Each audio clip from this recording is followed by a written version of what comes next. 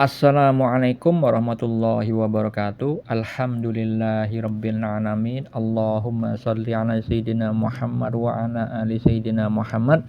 Malam ini saya bagikan lagi ilmu hakikat, inti-inti ilmu tersembunyi terkait dengan rezeki dan ikhtiar. Ya, hal ini terkait dengan takdir, qada dan qadar, ya, ketentuan dan keputusan Allah. Rizki tidak bisa didapat dengan ikhtiar, melainkan rizki itu bisa didapat dengan ikhtiar atau tanpa ikhtiar.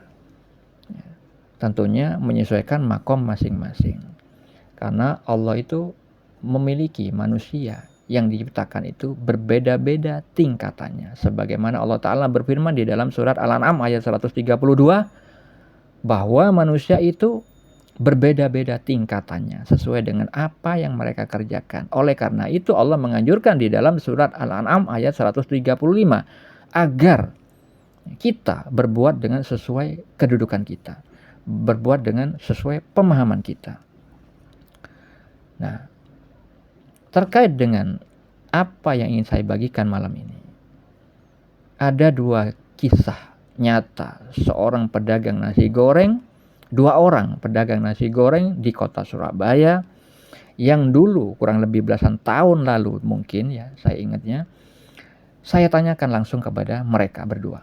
Satu orang ketika saya tanya berapa penghasilan paling sedikit, dia menjawab 4 piring. Hanya laku 4 piring padahal sudah ikhtiar berjualan sampai mendekati subuh. Pada hari yang lain biasanya jam 10 atau jam 11 sudah habis. Tapi ketika ikhtiarnya, ya, dia lebih giat jualan sampai mendekati subuh, ternyata hasilnya justru lebih minim. Laku hanya 4 piring. Pedagang yang satunya saya juga tanyakan penghasilan paling kecil itu berapa. Ternyata dia jualan semalaman laku hanya 1 piring.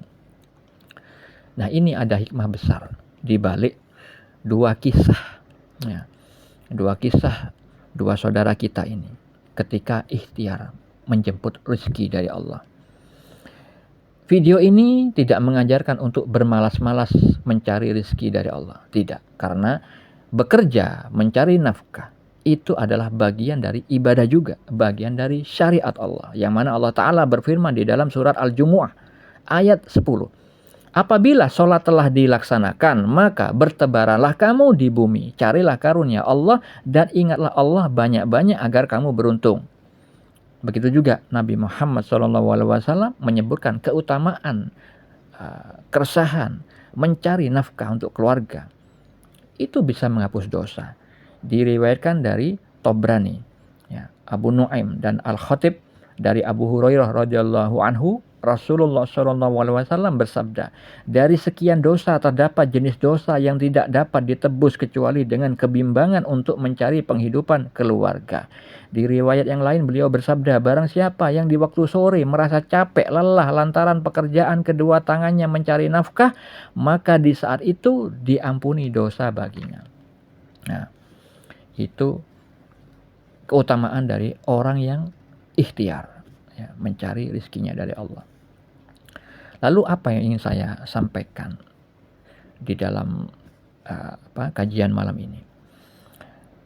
Tadi sudah jelas, dua pengusaha mengalami di dalam kehidupan nyatanya ikhtiar lebih keras tapi hasilnya makin minus, ya, lebih kurang daripada hari yang lain ketika mereka bekerja pada jam-jam yang sudah umum dia kerjakan.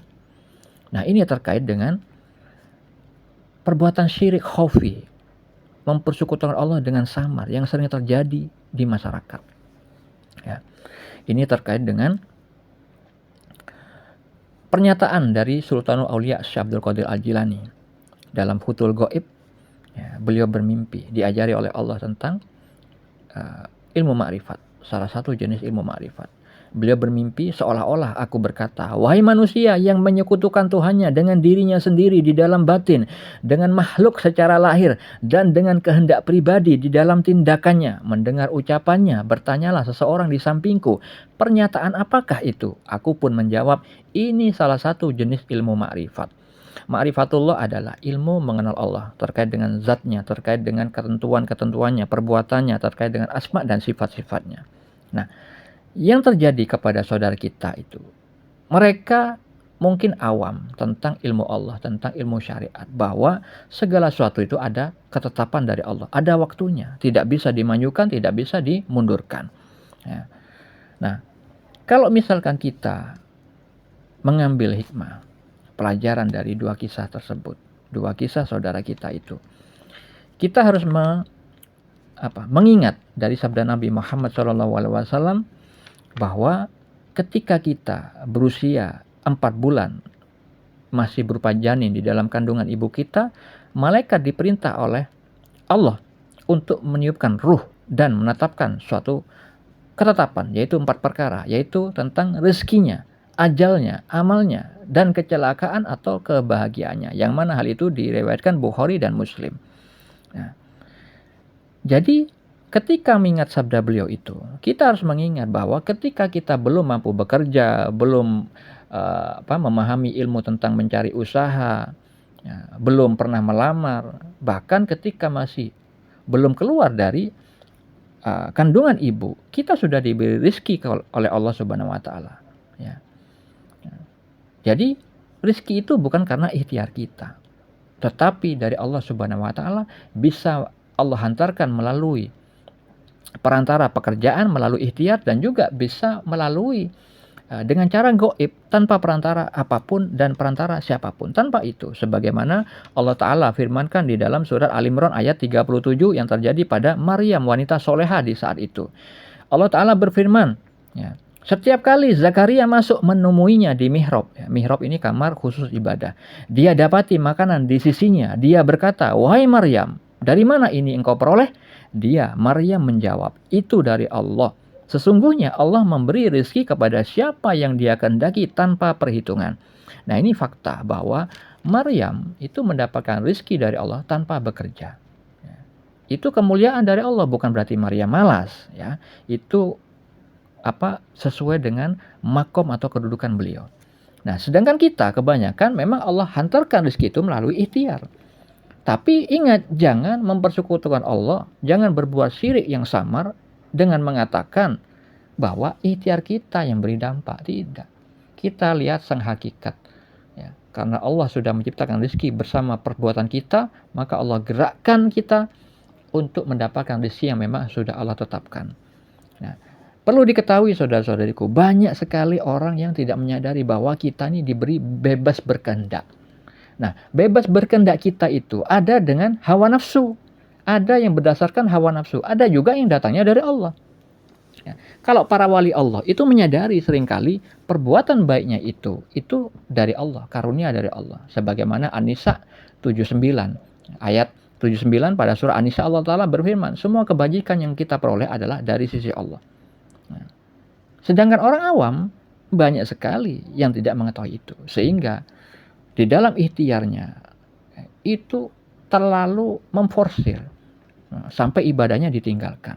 Nah, seperti tadi, itu telah dibisiki syaitan supaya terjerumus kepada penyesalan. Dibisiki, oh nanti siapa tahu 1 jam lagi rizkimu nambah, ada yang membeli. Ternyata sampai mendekati subuh hanya laku 4 piring. Yang satunya 1 piring. Nah, ini ya, supaya kita harus ingat bahwa hanya Allah yang memberi ketetapan atas rezeki itu. Di dalam kitab Al-Hikam, Syekh Ibnu Athaillah As-Sakandari menyebutkan betapapun kuat himmah kita, keinginan kita, tidak bisa mengkoyak takdir dari Allah. Lalu bagaimana pernyataan doa bisa merubah takdir? Nah, itu Sultanul Aulia Syekh Abdul Qadir Al-Jilani menjelaskan, Allah menciptakan doa yang bisa merubah takdir, sehingga manusia yang memakai doa dari Allah itu, maka Allah lah merubah takdir itu, bukan doa itu sendiri, ya. Jadi tidak ada yang bisa merubah ketetapan Allah kecuali Allah itu sendiri. Ya. Nah, oleh karena itu kita harus pahami bahwa ikhtiar kita tidak memberikan dampak kepada kita, melainkan Allah lah yang memberikan dampak melalui ikhtiar kita.